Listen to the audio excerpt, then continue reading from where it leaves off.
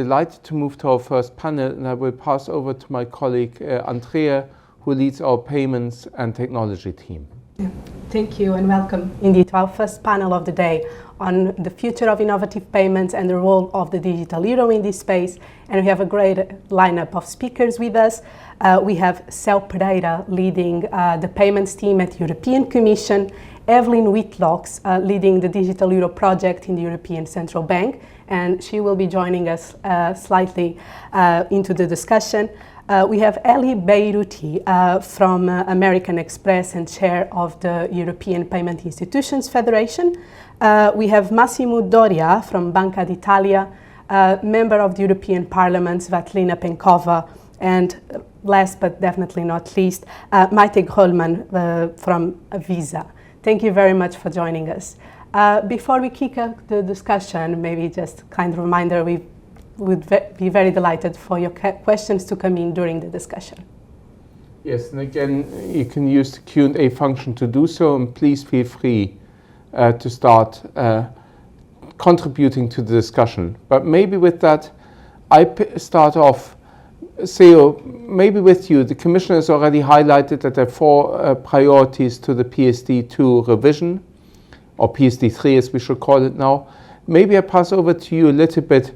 Maybe you can elaborate a little bit what the Commission's thinking is in relation to the revision of the PSD.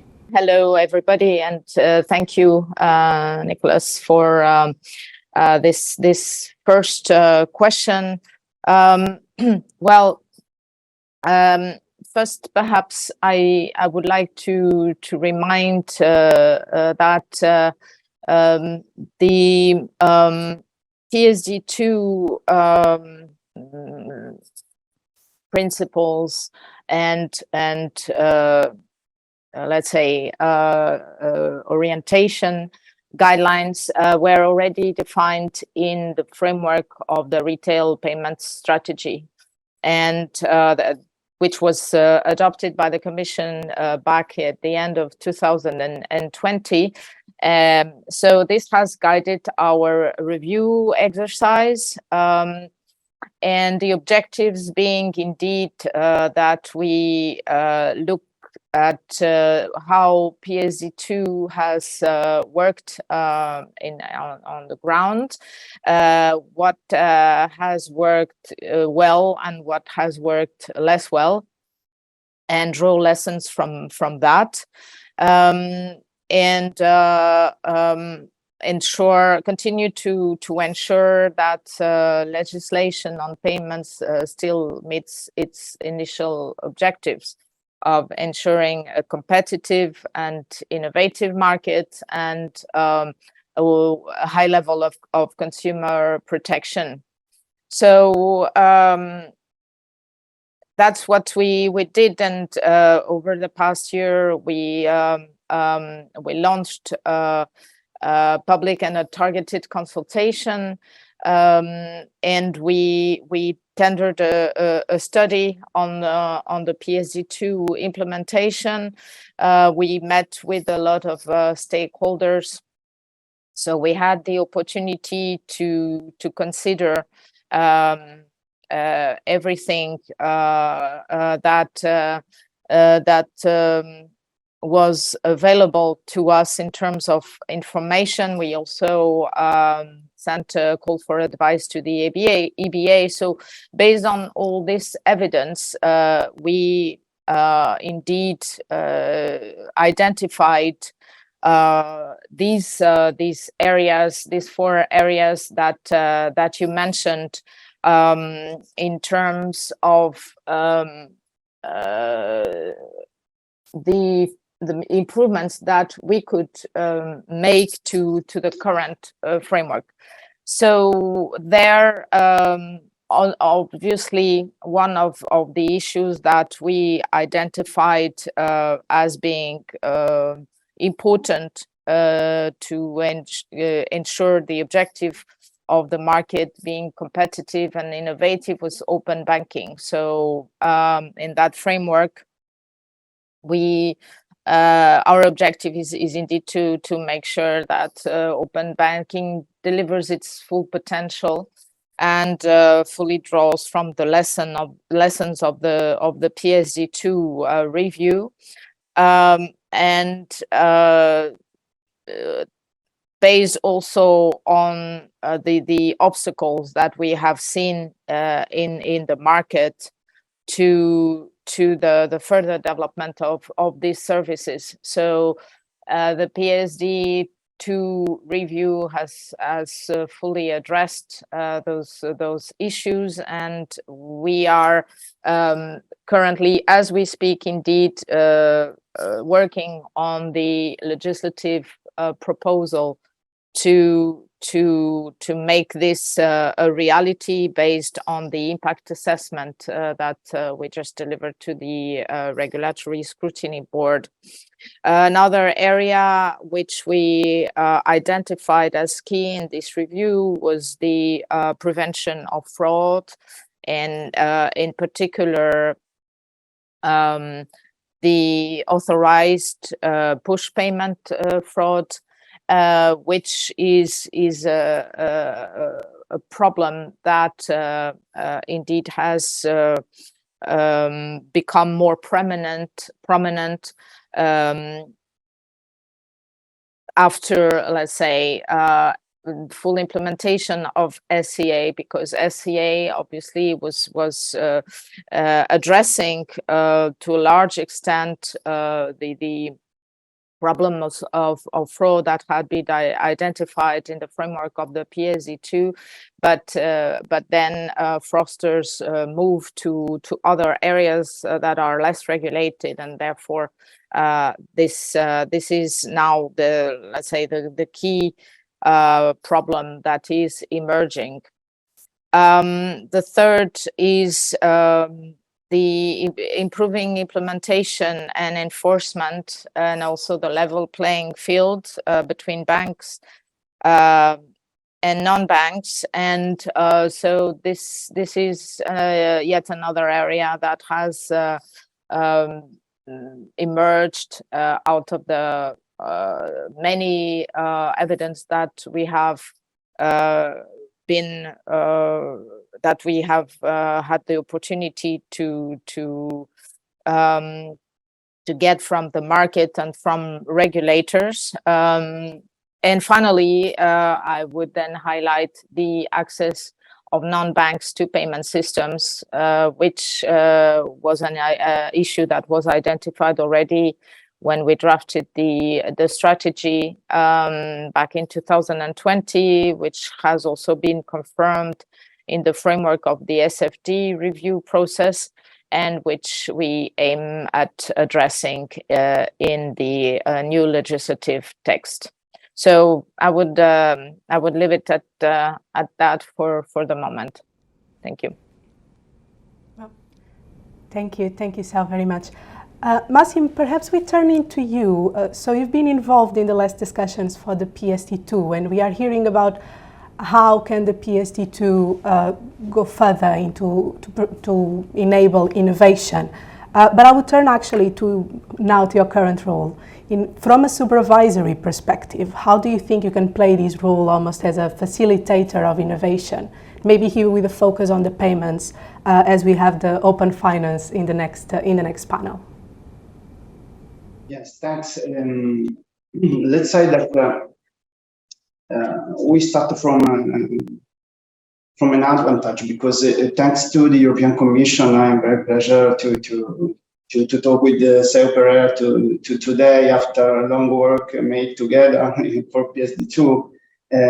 Europe is for sure a leader at the global level in regulating innovation in digital services, digital payments.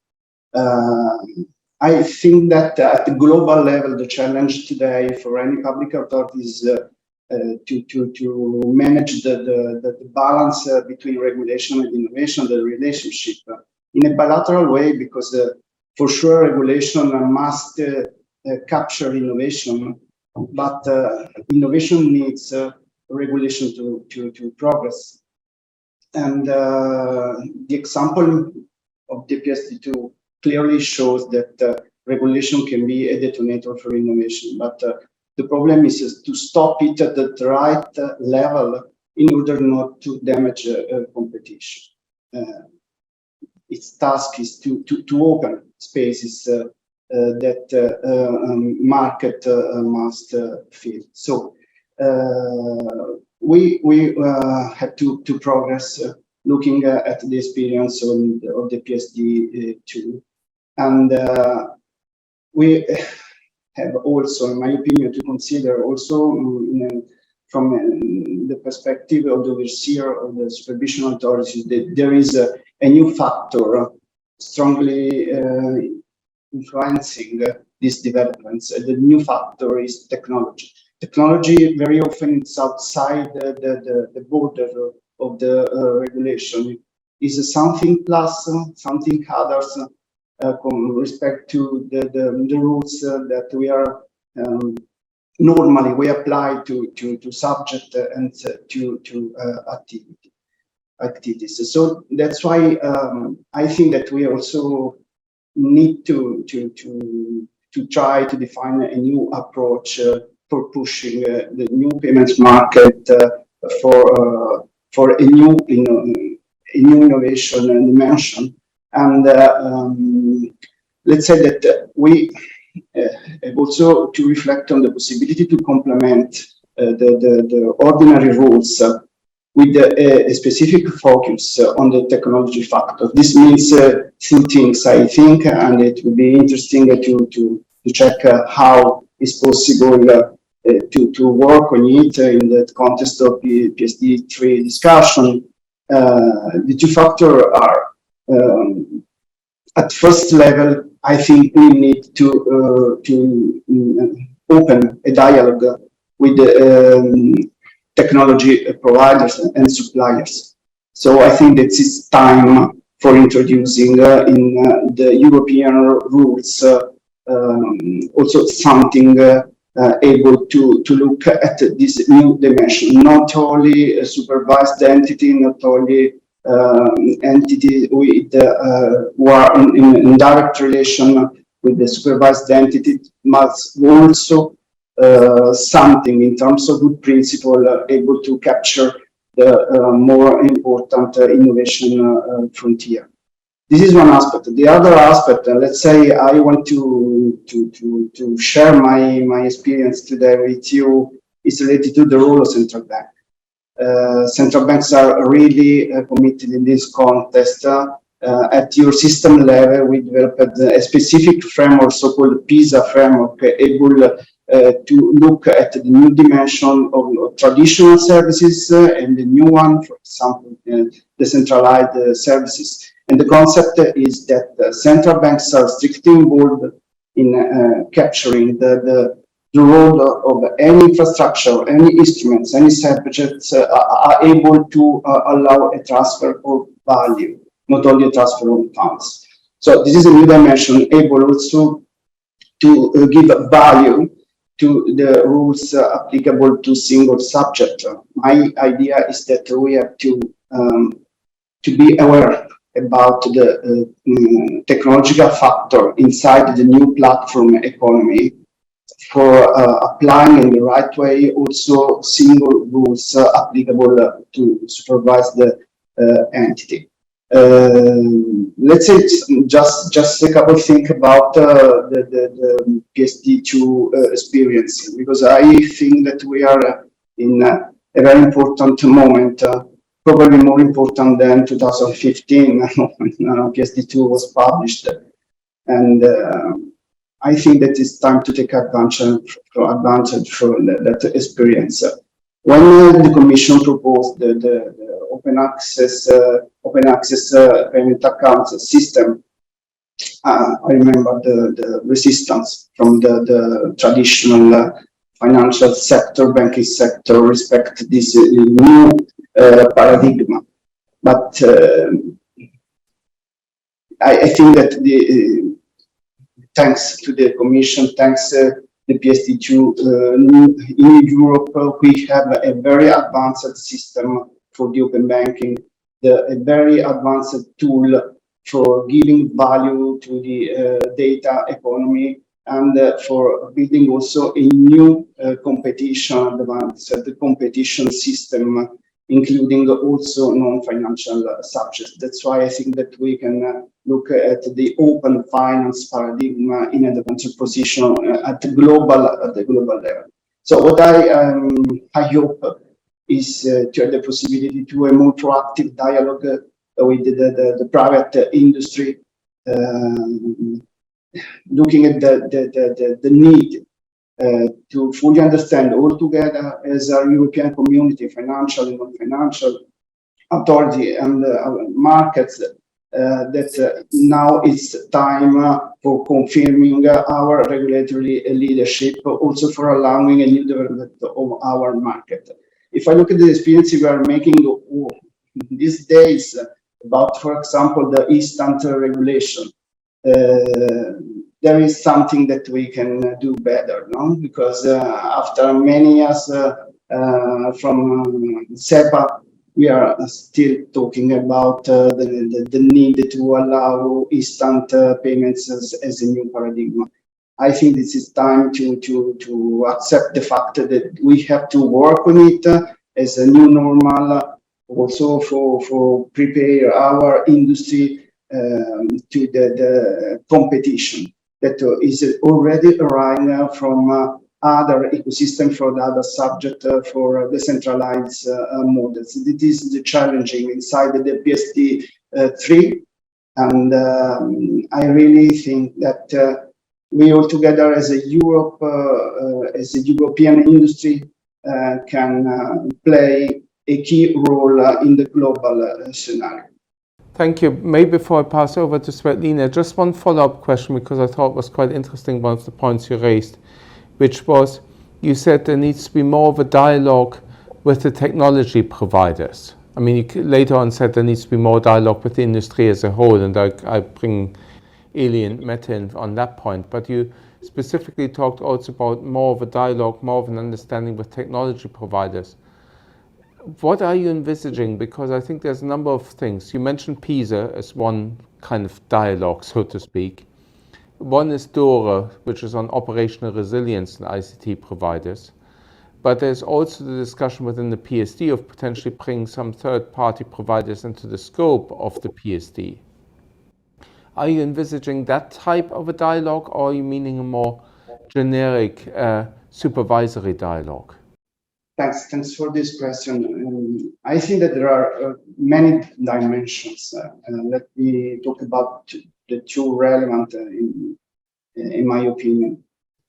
The first one is the dimension inside the rules. So this means that I think that we could also reflect on the possibility to open a space, for example, in PSD3, for recognizing the role of technological suppliers and for defining some principle. Because the key factor is in the actual context, it's not more sufficient to limit our observation and supervision authorities to the outsourcing, to direct relationship between supervised entity and the technological suppliers. Because the rules, the more relevant rules are the rules inside the ecosystem, the technological factor on which ecosystem works. And in this context, any subject is in contact with other subjects also without any direct relationship or contractual relationship.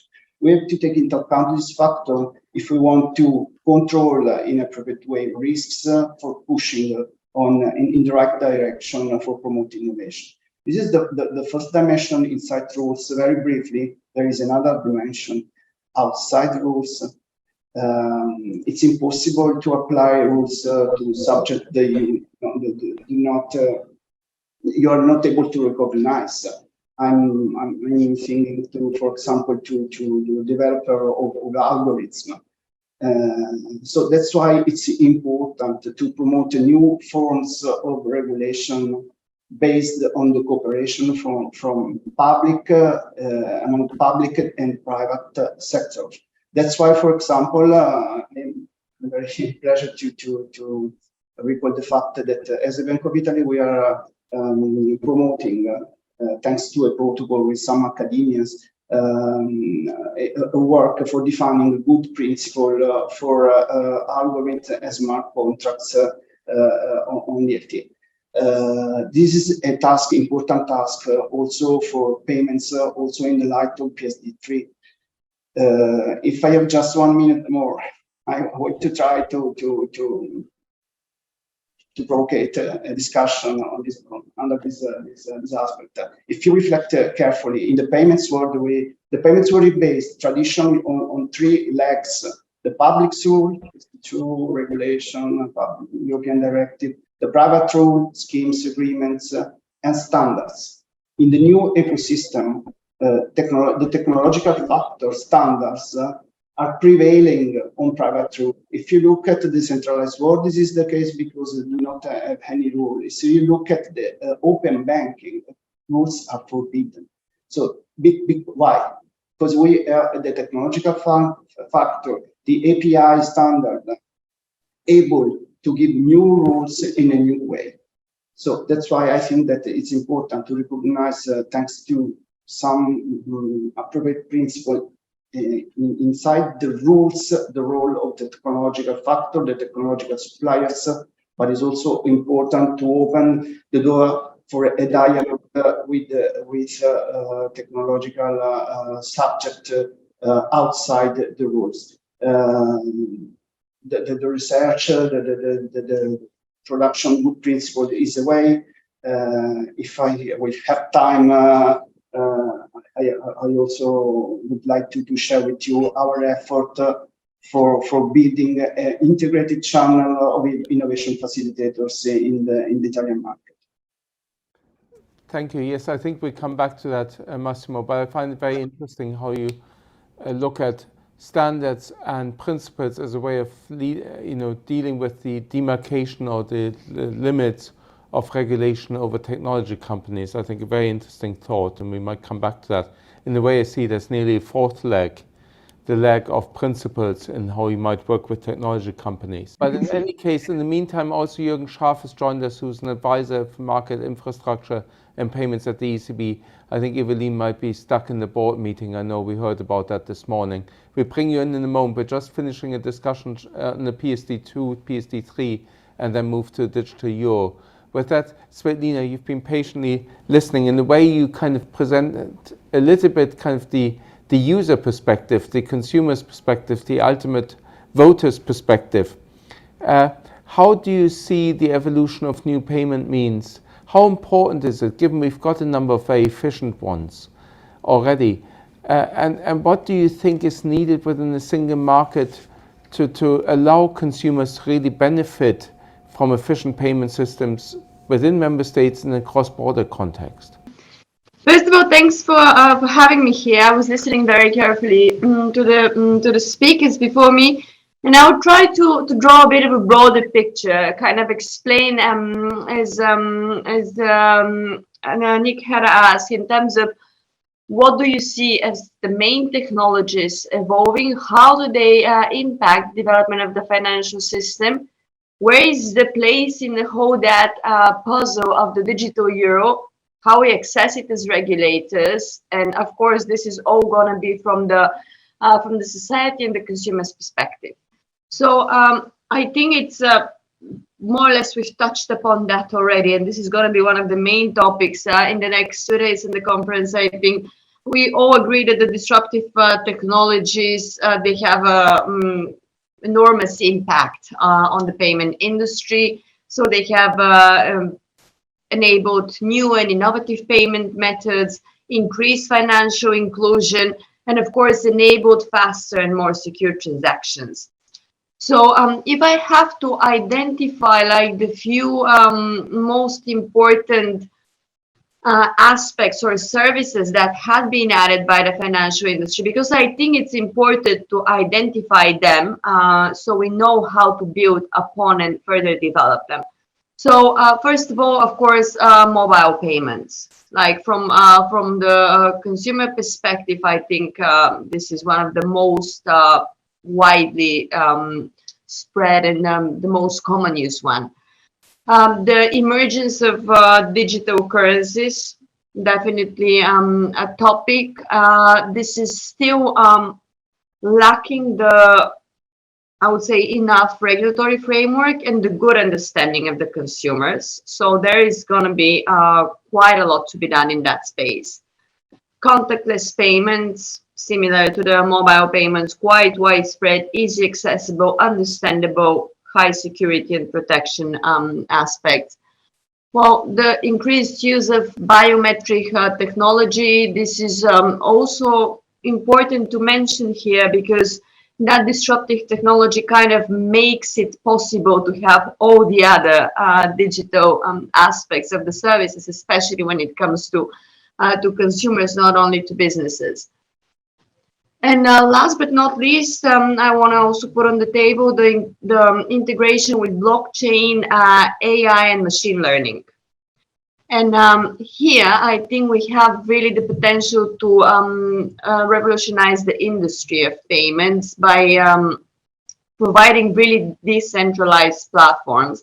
But as you know, even from the aspect of the EU regulators, we are putting quite a lot of effort to make sure that we provide the proper regulatory framework before this is widely accessible to anyone. Having identified like some of the, of course, not all of the crucial disruptive technologies, the question which comes here is really where is the digital euro fitting and like how does it match the boxes? So, the digital euro is the European answer to the growing trend of the digital currencies, and I guess it's no surprise for anyone that we're putting such a strong emphasis on the security and privacy when we're developing the digital euro, and it will be backed by the ECB, which makes it unique and kind of implies that it should be more reliable and secure. The benefits are more or less clear when we combine it with some of the technologies and some of the aspects I've already outlined. But I'll focus on like three important things which are crucial for our consumers, except of privacy and security. I'm not going to spend too much time on that because it is very clear that this would be the main priority for all the regulators involved in developing digital euro. Interoperability. So make sure that it works well with other payment systems. This could be challenging because it is very different and unique. By the way, it's going to be shaped and constructed. Massimo already kind of touched upon the very important aspect of the right balance between innovation and regulation. This has been the main challenge for us as well, like how to balance it in the same time to ensure the good enough, sufficient protection level, but foster innovation at the same time. So we appreciated the digital euro is going to have bring huge potential for innovation and in the payment industry, potential to develop new financial instruments. But again, the question here would be how to balance it with the risks associated, of course. And last but not least is the competition. We want to make sure that it competes, of course, with all the crypto and the digital currencies we have worldwide, which are currently already existing. But at the same time, it will help consumers have more choices and drive down the costs. And again, security and privacy is on the table. But it should not be at the expense of innovation or competitiveness of what we're going to have as a final outcome. At the moment, from the regulatory aspect, of course, the ECB is the main driver, like with the public consultations, with the impact assessment. So the focus currently is on the European market. When we come to the impact assessment, both like Eurozone and non-Eurozone country, we should also be quite cautious when we're doing the impact of how this is going to fit in the global financial markets. because we cannot just be looking internally. Like this is another aspect which might delay a bit the process, but I guess we shouldn't be too much in a rush without a postponement, without having the full kind of assurance that it would make sense, because having the central bank involved in that is quite a significant and a different approach compared to what many other the way many other digital currencies are shaped. I've mentioned already a lot of the benefits of all the digital technologies in the financial markets. I don't think there is much difference here, like more efficient, cost efficient, inclusion, etc. From the Parliament's perspective, what I would add is again, like we need to make sure in all the relevant committees which are dealing with innovation and research, like ITRE, or like consumer protection, like IMCO. Of course, the main one here is going to be Econ, but I think we're all going to be dealing from the different aspects of making sure that the digital euro is designed and implemented in a way that it balances the benefits and the risks for both industry and consumers, which is the main challenge, as I mentioned many times already. And important here is, as regulators, we must have a bit of a proactive approach when it comes to especially to the digital euro. And by proactive approach, I don't mean only on the regulatory aspect, because you ask me what are we doing to ensure that our societies and citizens are on board. I think one of our main responsibility would be to provide the proper information in a very understandable manner to our consumers, so they understand the risks, they understand the challenges, and they understand how this is shaped in the best way possible, so it can serve their needs. Because we've seen a lot of populist rising trends at the moment, and to ensure that the digital euro is not going to become a victim of some false information, I think the regulators and the industry as well should have a very proactive approach in providing the information to the citizens, but emphasizing here like in understandable manner. So there is a trust in the currency, because it's needless to say how much the financial industry is driven by the perception and the expectations of risk. I'll stop here because I think I've spoken for longer than I was meant to. No, well, but it was very, very good. So I wouldn't have stopped you, because I think you raised a lot of very sensitive issues at the center of the discussion. You know, one of them that sticks out is kind of the question between innovation and regulation, which is kind of, for me, a question about, do we need a more risk-based approach? Do we need a more principle-based approach? Do we need to go into that level of detail or not? But actually, you raised a really good point that I wanted to pass on to Mette, and there was also a question coming in from Adolfo on the same point, which is, we were moving from PSD discussions to digital euro. Now we've got all these different payment solutions on the table. You, of course, at Visa are looking at all of them in parallel.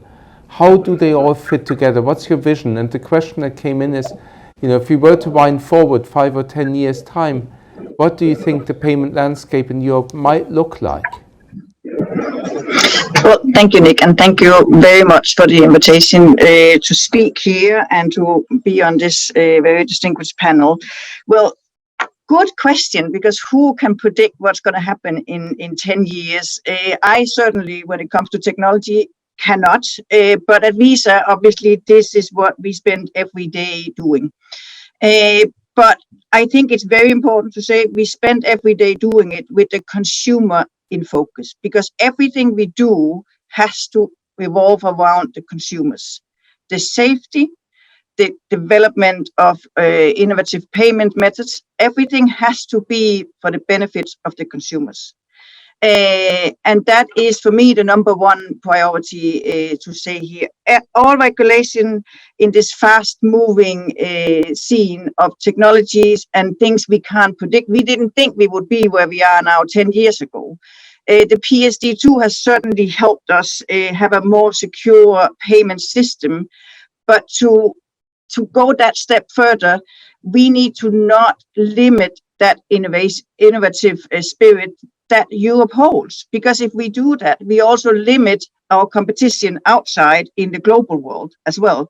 So to me, it's very important to keep the consumers in focus, and that means heavily investing in fraud prevention, ensuring that data is kept safe, which is at the core of everything, because trust in payment system and trust in that you can pay in any method is the most important thing, because if we lose consumer trust, we lose the foundation of everything we built. So to me, that's the core issue. So when we look at, the Commission looks at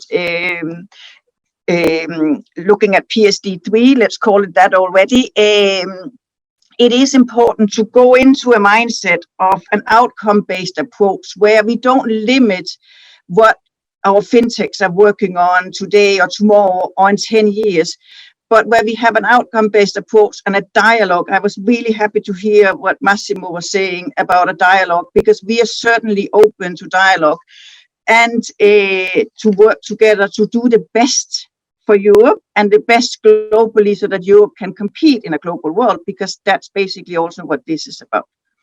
So I think I will limit myself to that, Nick, because I know that we are supposed to be limited as well. Yeah, Thank you. Well, yes, but you know, within reason. That's why I'm going to ask you a follow-up question, because you kind of provoked me to it, which is, you're right. Svetlina talked about different parts of the parliament need to be involved. Now, I've come out of the CSDDD disaster of 12 committees being involved and everybody wanting a pie of it, which is totally understandable also when it comes to technology issues. And so many pieces of legislation touch on payments. It was mentioned already, AI, you know, DMA, and whatever we can think of.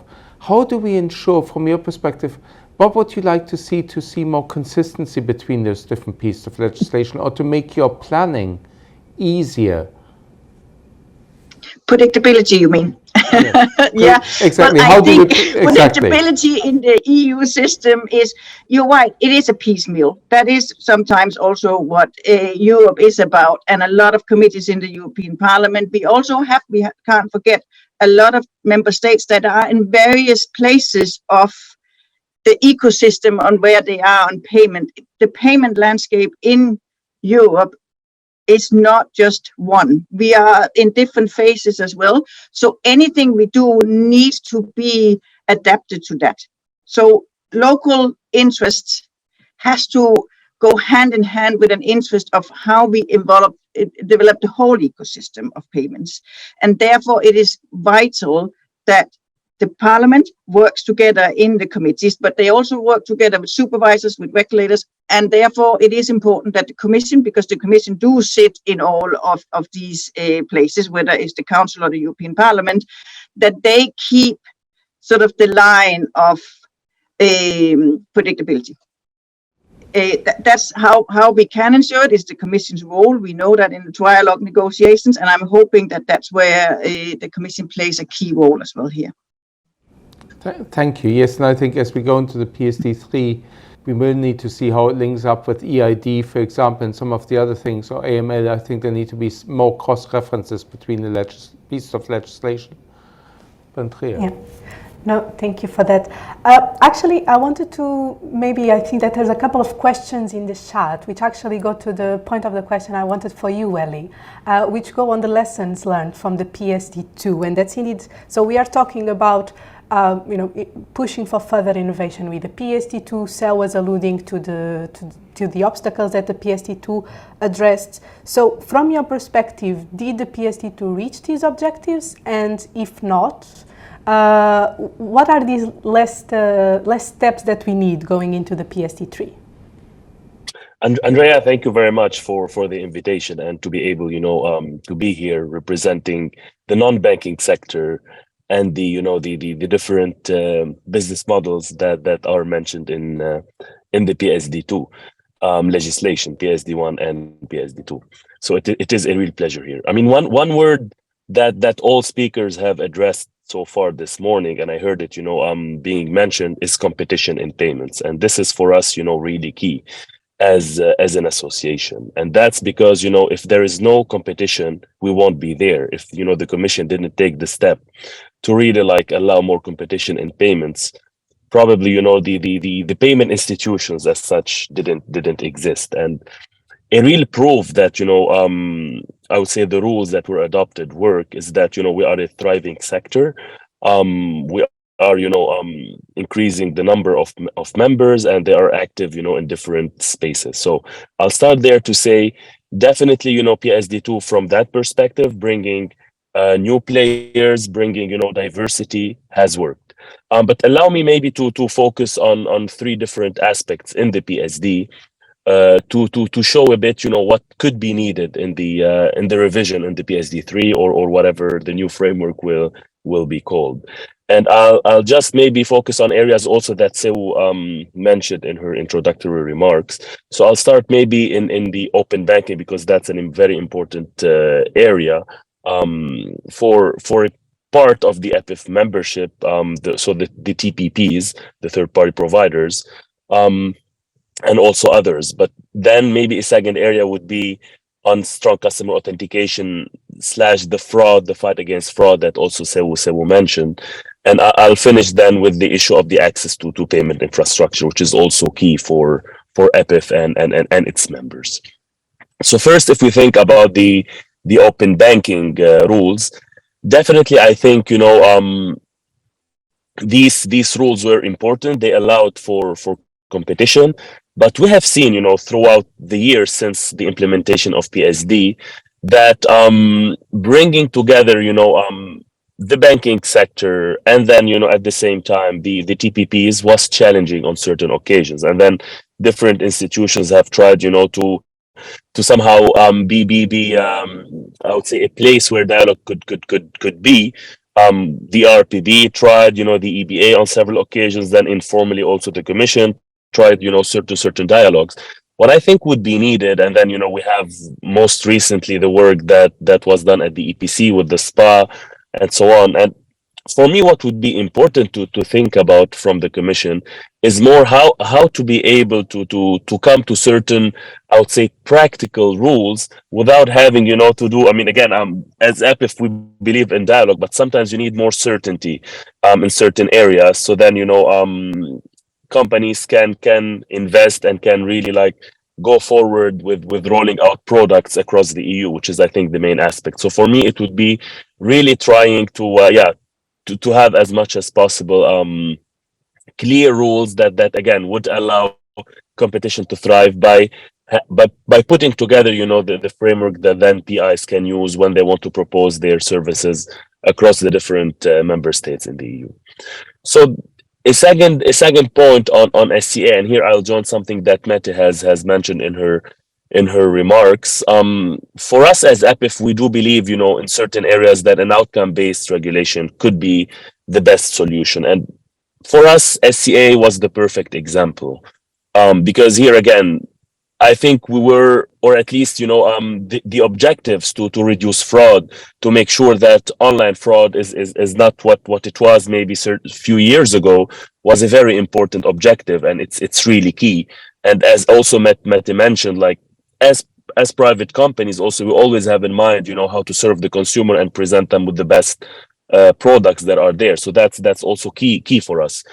But then, I think the experience that we all had to go through from the regulators' perspective, policymakers, the industry, the merchant community, SCA was definitely not a very good example to repeat, I think, with the length that it took, with the different, I would say, levels of legislation. And we still receive, a few days ago, I received the few Q&As that the EBA is still answering.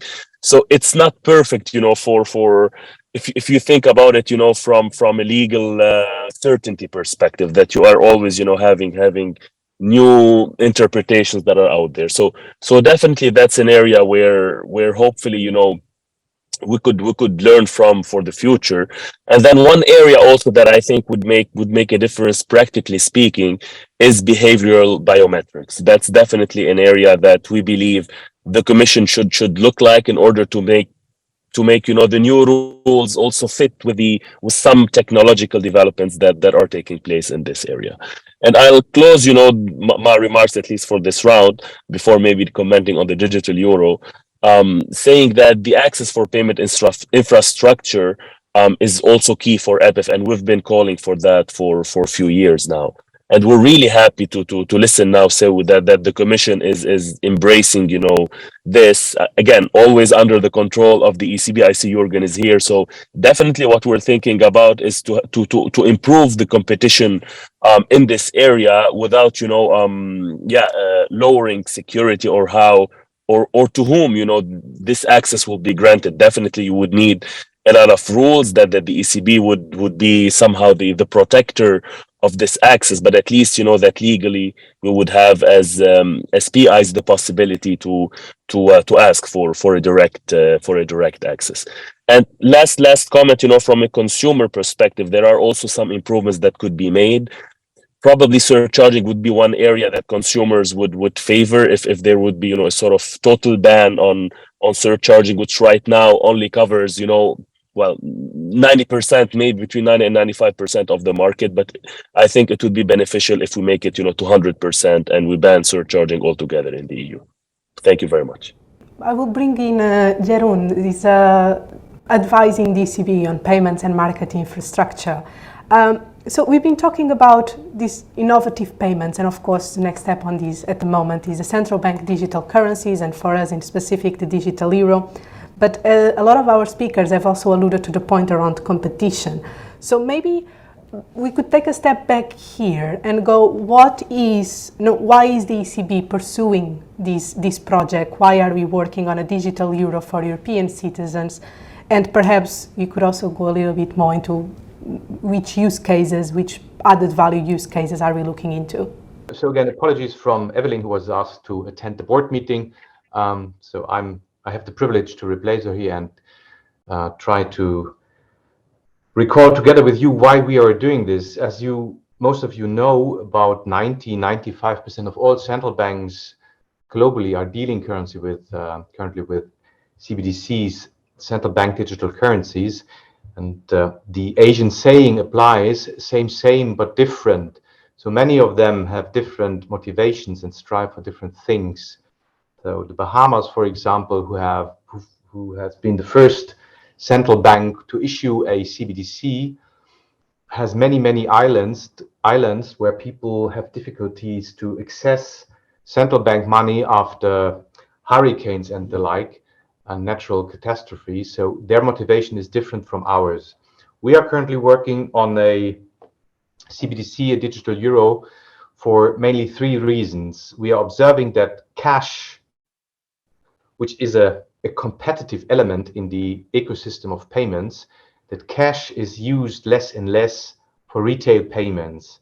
The demand for cash is still high, even higher than our GDP is growing, but for payments, it's used less and less. We want to make sure as a central bank that central bank money, which is underpinning and keeping the various private forms of payments together, is still available and ensures the unit of account function of money, if you will, in times where cash is used less and less. So let me stress right at the beginning here that we continue to provide and issue banknotes in the future, but we observe a trend which we cannot deny. So we are working on a central bank money that can be used for retail payments. The second reason is that we also observe that the private payment providers are by and large mainly coming from non-European jurisdictions. So be it online or be it point of sale payments, it's mainly non-European service providers. And we want to make sure that the European strategic making sure that we will have in the future a European payment service that is pan-European and it's by origin European. The third point, the third reason is that the we've learned some lessons from history when it comes to the competition, quote unquote, between private and public monies. In the last decades or century, it would have been unprecedented to have only private monies. And in the centuries before, where we had private monies, they always ended up in financial stability, liquidity crisis, and the like. So we think that it's important for stability reasons first to have public money in the payment ecosystem, and second, the availability of public money also adds a competitive edge, competitive layer to the otherwise very innovative and competitive ecosystem of payment services. That is, if in a network industry like payments, one player or two players are getting too strong, getting too dominant, would have an increased appetite for fees or data, you would always have a fallback solution for the public payment solution. So the efficiency of the entire ecosystem is the third reason why we are dealing with that. That is the reason why in October 2021, we started the investigation phase of that project. The decision was taken in July by the Governing Council, the highest decision-making body of the ECB. And as of October 2021, we were starting the investigation phase, where we did something like slicing a salami, staggered approach, drafting and sketching the various elements of how a digital euro could look like. And this will be piled up, and in spring we're going to have an overview of the pre-decisions of the design of a digital euro to be shared also with a broader public. And then in the autumn of this year, after the investigation phase has taken for about 2 years, the Governing Council will decide whether or not we continue with the next phase, a realization phase as we call it now, which would last another 3 years, so that the first possible issuance date would be 2027. So a couple of elements what we have gone through already now. This is all preliminary, but we are sketching, and what we have on that sketch pad can be shared. So what we have already pre-decided is the use cases that we prioritize. We want to have person-to-person with a high priority. People should be able to pay at the point of sale and in e-commerce with a digital euro, and transfers between the government and the citizens should also be able with a digital euro. On privacy, we want to be as private as possible, as close to cash as possible, while still be in compliance with the legislation for AML and CTF. We are in discussion with the co-legislators to have maybe a risk-based approach that for very small transactions, some less strict requirements might apply, because we observe that people value the features of cash very, very high. Then we are working on both an online solution and an offline solution with different features. We are envisaging elements in the entire setup, like the asset as such will be issued by the ECB, the Eurosystem. The settlement will be undertaken by the Eurosystem, while the distribution will be done by the private sector, based on a scheme that we are currently preparing and defining. In order to do that, we are being in close contact and exchange with many stakeholders, be it on the political side. So we have a regular contact group meeting with the Commission. We have regular meetings with the Econ committee at the Parliament. Mr. Panetta is going there, our board member, presenting where we stand. And we also have regular exchanges with the ministers. We have established a market advisory group where we sort of tap the knowledge of professionals from the industry who are coming together with us in their personal capacity They give us advice, and we learn a lot from them. We have the institutionalized exchange with the Euro Retail Payments Board, where we have the supply and the demand side representatives by industry associations, but also consumer associations. We have exchanges also with civil society groups, where we have regular exchanges with the representatives there, because we want to make sure that in our role, within our mandate, we already reach out to as many as possible stakeholders on all fronts. And we are also doing a lot of presentations. We are having the speeches by our board members. We talk in conferences, panels like this one, to explain and also be challenged by the requests and questions. With that, I give the floor back to you, and I'm of course happy to address any questions. Thank you. I do actually just perhaps a short follow-up question, because you're talking dominance value, enumerated a number of use cases for the project at this stage. And I will maybe take on these because we want the digital euro to coexist with private solutions. But if we look at P2P, for example, we already have solutions there from the private sector. So during this investigation phase, how are you balancing these, between creating a digital euro for added value use cases while making it not too successful, how the ECB usually puts it, in order to avoid potential crowding out in the private space? Well, that's indeed one of the key challenges.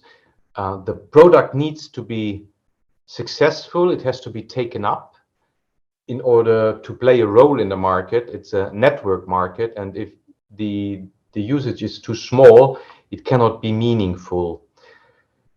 The other risk is it shouldn't be too successful. That affects two industries. One is the banking sector. If the demand for a digital euro would be too high, there would be, in times of financial stress, there would be a risk of increased bank runs, and in the long term, structurally, there would be the risk that the money flows out from the deposits of the banks to the balance sheet of the central bank, the ECB, which would have an impact that we want to avoid for the allocation of credit and the like, because deposits play a major role for the banks when they allocate credits. Now, in order to do that, we need to strike a balance between being successful and meaningful without being too successful. We have identified two key mitigation tools, and we have identified them already from day one, because we saw this as one of the most important challenges. One is that a cap could be put on the holdings that a citizen might have. So he or she shouldn't exceed a certain amount of digital euro, so that there is still an incentive and maybe also need to have the money in the deposit with private providers. The second thing is to have a smooth steering of the demand of this. We could apply a tiered remuneration. That means that the holdings could be provided with the remunerations that are less attractive than what the private sector gives. So people would have an incentive to keep their excess liquidity, if you will, with the banks or other private service providers. These two tools could be, of course, combined. And in our assessment, the combination of these two tools are powerful enough to prevent massive outflows and to avoid the crowding out of the digital euro crowding out the private sector. In terms of the payment market, we perceive the payment market as sufficiently big and growing, very dynamic. It's not a fixed pie, that there is space enough for many options. So the mitigation measures that I described will also have an impact there, but the logic is slightly different, and when we see the market and the size and the dynamics, there shouldn't be really a risk of a crowding out scenario. Thank you very much indeed, Jürgen, for those explanations. Conscious of time, maybe I just turn things around a little bit and come to Mette and Eli first, and then give the other public policy participants a chance to respond. A theme that's emerged, and there was also one question on this coming in. By the way, for people asking questions, identify yourself. It would be really good that we know who you are, otherwise we might not take your questions going forward. So please use your names. But taking this particular question, interoperability, a lot of themes, questions, and ideas coming into around the issue of interoperability. Mette, maybe to you and then to Eli, how do you see from an industry perspective the challenge that Svetlina raised about ensuring that different payment solutions remain interoperable? And the second, one other related question that came in is, what role can wallets play in ensuring interoperability in comparison to bank accounts? So Mette, maybe first.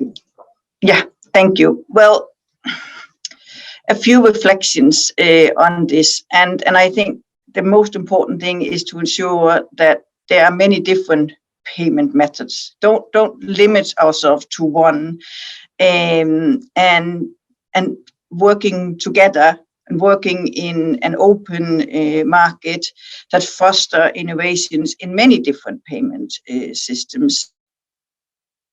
That is not contradictory to the principles and what everything has to be founded on. So I don't see that sort of the payment industry is in sort of frictions in that sense, because there needs to be room for many different and things we don't, as I said before, don't even know yet because we haven't invented it. And that includes what we just heard from the central bank, the digital euro as well, and how we adapt to that market as well within the G7 principles. So I think I don't think that we should see this as a frictionless market, but a market that needs to come together and offer, again, what is best for the consumers. And then in the end, everything is a consumer choice, how you want to pay, as long as it's safe and seamless, focused on fraud, cyber threats as well. Interesting in that we at some stage did some analysis, and on average each EU citizen uses 4 or 5 different modes of payment without even being fully aware of that. So it speaks to your point, Mette, very much so. Eli, maybe some thoughts from you on this. And by the way, there was also a specific question coming into you saying, wouldn't surcharging create more transparency because people know about price differences between different modes of payment? Right. So let me take maybe the first one on the digital euro, and I didn't want to leave this panel before maybe sending one comment to Jürgen, and that's regarding the wallet question, I think, Nick, that you raised. And I would think also from a competition perspective, and that's something for all PIs. I think the idea, Jürgen, that seems to currently be discussed, and that's one digital euro wallet per citizen, would be a terrible for competition, just because then I think it would be somehow giving a sort of advantage to banks towards the non-banks, because if you only have as a citizen one choice to make, I think most citizens will go to their bank account. So that's something, I guess, from the design, this should be addressed in a way that you would have more competition there. So maybe on the second question that you raised, Nick, I think surcharging, if you ask all consumers, that's a terrible experience they face. And that's, well, now the rules that are in the PSD2 that are also linked to the IFR are really complex. I mean, it has, as I said, saved or solved the problem for really many cards that are out there, but what happens is that the rules in several member states remain not clear enough, and it's just like something that would bring more clarity, as I mentioned in my comments. And again, so you would know that very well. It's just like you have really a very small portion of the market that is still there, and you have different rules in different member states, and this makes things just unintelligible. So that's, I think, the idea. Thank you very much, Eli. Maybe Massimo, over to you. You were starting to talk about the Italian experience and the role the supervisors play in bring different players together. How can the supervisory process contribute to interoperability and coexistence of different payment means? Yeah, we let's say that just a brief remark on interoperability, because interoperability is the key factor for avoiding fragmentation on the market. And the risk, we have a very high risk in this respect, because what the innovation and the technological impact on payment services and system can produce is fragmentation. And that's why we are trying, as Bank of Italy, to experiment some solution. For example, the so-called trigger solution, able to maintaining the central dimension of the infrastructure for the settlement system level, in contact with the other worlds, the centralized worlds.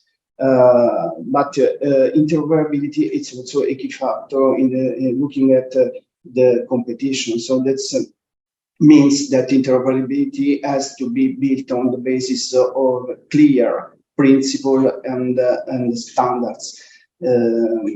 So that's why I think that we could make a good work in PSD3, but we also need to maintain an open dialogue with market. You mentioned the oversight, the supervision perspective. This is a strong complement for our action. I think that's why, as a Bank of Italy, we built an important channel of innovation facilitators for dialogue, to inter-channel, for transform the idea in project at Milano Hub, our innovation facilitators.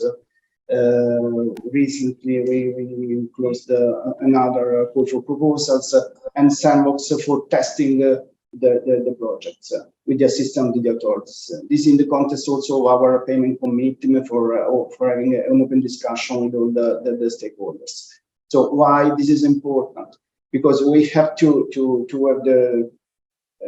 the clear idea about good principles, good rules for pushing on the innovation for payments industry in Europe, but we also need to decline these principles and rules in line with the customer needs, with the economy needs. So that's why we need a dialogue, because we have to talk to the market, but we need to understand what the market needs. And that's why I think that the normal interaction at national level, at European level, with customers, with all stakeholders, have to be maintained and also enforced in the perspective of the new digital world. Thank you very much indeed, Massimo. The two themes you raised, dialogue and you call them innovation hubs or sandboxes, are two very important themes, and they were big themes in previous conferences. The collaborative experience between supervisors and the industry working together within a safe space, so to speak, without causing immediate systemic risk is critical, and it's really encouraging to hear that from you. And we will definitely come back to those themes. Theo, maybe to you, two things that kind of emerged. One is questions coming in asking about what exactly might we see in the PSD3. I'm not sure to what extent you can elaborate beyond what you said. I leave that to you. I think the other one, though, come back to digital euro. Your commissioner confirmed the legislation again for May. Obviously, it's interesting to see enabling legislation for something where the executive board of the ECB is only deciding in October whether or not to go ahead or not. It's an interesting sequencing challenge. Maybe any thoughts also on the Commission's planned legislation on enabling the digital euro, again, to the extent that you feel comfortable at this stage of giving us any indication? Okay, thank you very much, Nicholas. And perhaps if you allow me, before I respond to these two questions to the extent that I can, indeed, I would like just also to elaborate on a little bit on this issue of interoperability, because it's so important, and maybe also to reiterate that one of the goals of our retail payment strategy is that there is a broad and diverse offering of payment solutions. As you said, people use different payment solutions, and we should indeed broaden this diversity even in the future. The notion of interoperability itself is one of the most overrated in payments, and one has to be explicit about what it means in practice. And I would very much agree there also with Massimo that it should build on standards, and it should also start with the work of the industry on these standards.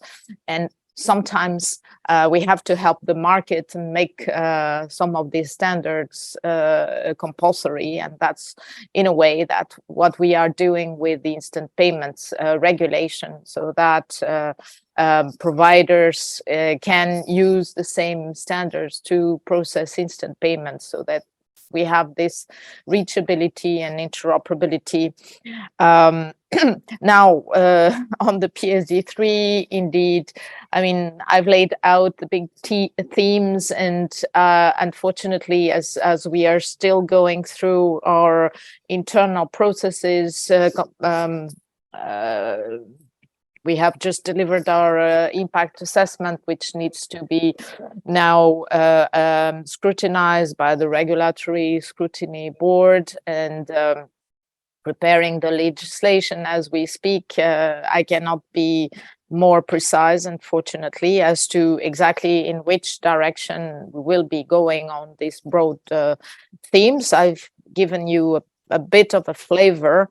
On the digital euro, indeed, I mean, the timing may seem a little awkward in terms of the sequencing, but in fact we have to, I mean, the work on the legislative proposal, it has started actually quite a long time ago, and preparing the ground for this legislative proposal, because the issues we are looking at are extremely complex, and we need a very good preparation of what we need to include in the legislation and what not. One thing for us is also clear, is that the PSD3 should cover the digital euro payment transactions, because that is also a question of level playing field and adequate consumer protection. So the digital euro regulation would only establish the specifics for the digital euro, and bearing in mind, of course, what is in the regulatory sphere and what is more in the sphere of the ECB, respecting each institution's mandates. Well, I think we've given a bit of a flavor also of what could be in this regulation in the public and targeted consultation on the digital euro.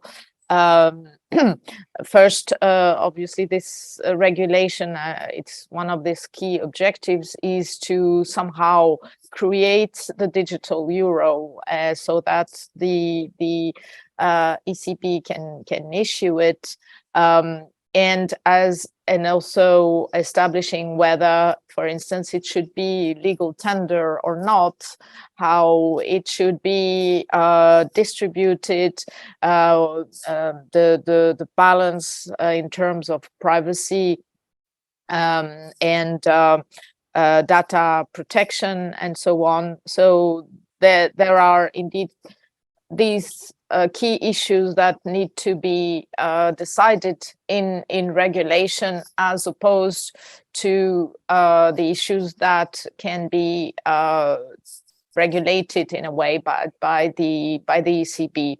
So that's in a nutshell, what is envisaged for the regulation on the digital euro.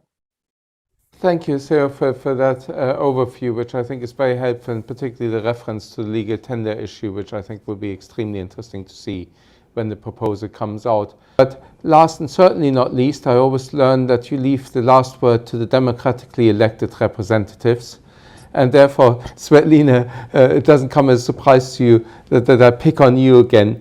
I mean, any thoughts you have, but also what's interesting, we didn't really talk that much about the international dimension. And I think it's interesting when you laid out kind of some of the citizens' requests or expectations about payments.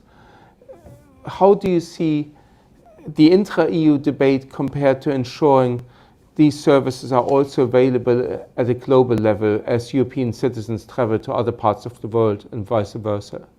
Well, this is going to come back. I'm going to be very brief towards the end because we touched upon many topics, but this is going to come back to what I've said at the beginning, like to make sure that the debate goes in the right direction, we should be prepared in the potential consumers, customer industries, people who are going to be quite actively participating in the proper exploration of the digital euro, because